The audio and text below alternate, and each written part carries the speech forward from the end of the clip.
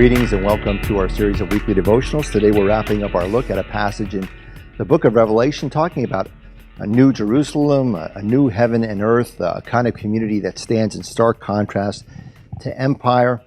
And as I mentioned yesterday, sometimes that kind of community can seem pie in the sky and out of our reach, and sometimes even living in a faith community that works for justice and works toward the gospel values can seem challenging and difficult, and sometimes we may work and strive and see very little in the way of results.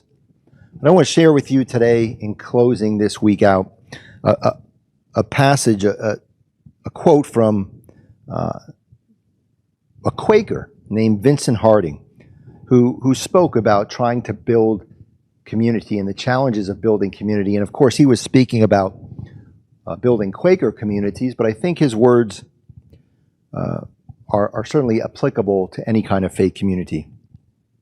And he said, you know something about building a community, you can see it. The vision that you have is not meant to be kept to yourself, it's meant to be expressed. It's meant to trouble some people, to push some people, to embrace some people, but for you to keep saying, I see a community that does not yet exist, but I'm absolutely committed to its coming into being. It's very easy to say, because it doesn't exist yet or right now, I'm out of here. And people will sometimes look around at the life of community and scratch their heads and say, what's wrong here? But when you keep at it, when you persist, what you're doing is opening the community to the breath of God and offering to others to see a community that perhaps does not yet exist. But what is considered or sought after in one generation maybe becomes possible in another generation because of the work and the vision that you're engaged in right now, because of those who can see something that others can't.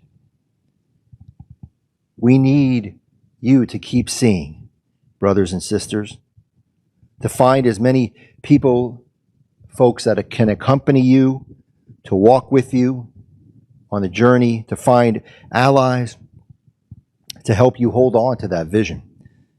When you keep holding on to that vision, eventually, it will rise up out of the darkness, and we'll begin to know what that word light, the light of Christ that we use so often in the church, what that word really means. We need you. Amen.